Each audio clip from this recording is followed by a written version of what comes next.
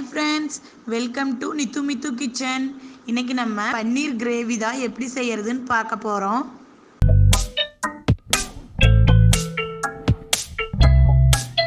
அதுக்கு ஒரு கடாய் வச்சு 2 டேபிள் ஸ்பூன் ஆயில் போட்டுக்கலாம்.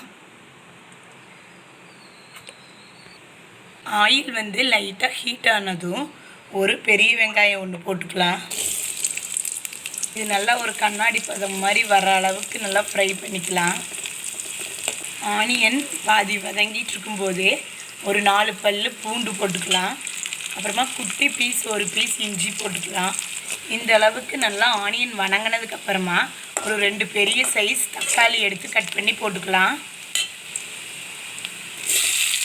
தக்காளி நல்லா இப்படி வதங்கினதுக்கப்புறமா ஒரு 6 முந்திரி பருப்பு சேர்த்துக்கோங்க.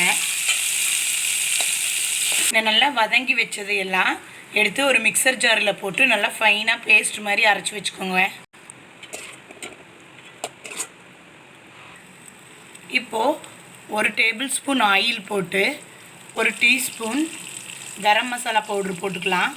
சிம்லேயே வச்சுக்கோங்க. அப்புறம் ஒரு டீஸ்பூன் ரெட் சில்லி பவுடர் போட்டுக்கோங்க.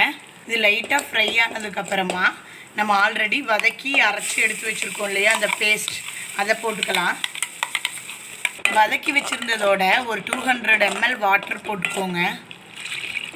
இதெல்லாம் நல்லா சிம்மில் வச்சு ஒரு 15 மினிட்ஸ்க்கு நல்லா இது பாயில் ஆகணும்.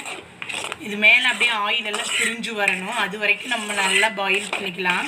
இப்போது இந்த கிரேவி நல்லா பாயில் ஆகிட்டு இருக்கும்போது 1/2 டீஸ்பூன் உப்பு போட்டுக்கலாம். 1 பிஞ்ச் சுகர் போட்டுக்கலாம்.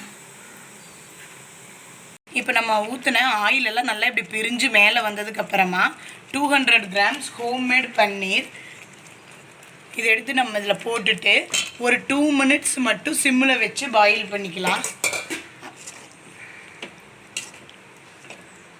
நம்மளோட பன்னீர் 2 மினிட்ஸ் நல்லா பாயில் ஆகிறக்குள்ளே நம்ம வீட்டில் பால் காய்ச்சுவோம்ல, அதில் மேலாப்படி இருக்கிற ஆடையை எடுத்து ஒரு சின்ன கப்பில் ஸ்பூன் போட்டு நல்லா இப்படி மிக்ஸ் பண்ணுங்கள்.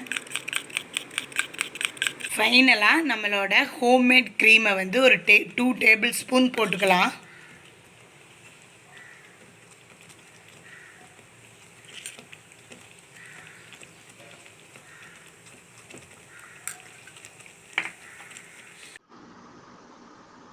நம்மளோட ஹோம் ஸ்டைல் பன்னீர் கிரேவியில் நிறைய ஹெல்த் பெனிஃபிட்ஸ் இருக்குது.